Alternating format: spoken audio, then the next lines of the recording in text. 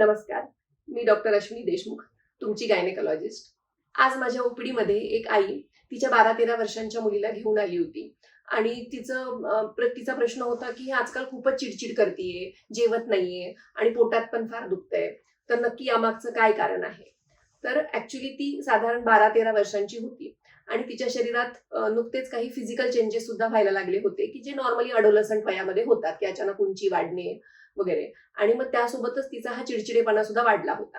तर जेव्हा पण मुली अडोलसंट एजमध्ये जातात, साधारण 13व्या-14व्या वर्षी, तेव्हा त्यांच्या शरीरात जसे काही फिजिकल चेंजेस होत असतात, त्याचप्रमाणे खूप सारे मेंटल आणि सायकोलॉजिकल चेंजेस सुद्धा होत असतात. हा हॉर्मोनल बदल झेपवणं त्यांच्यासाठी फार काही सोपं नसतं.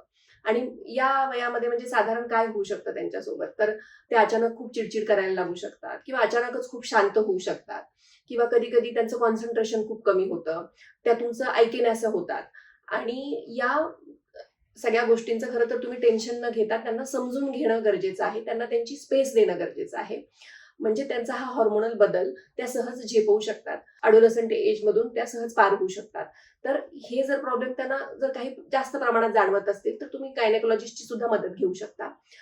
तर अशा अजून माहितीपर व्हिडिओसाठी तुम्ही मला फॉलो करू शकता. धन्यवाद.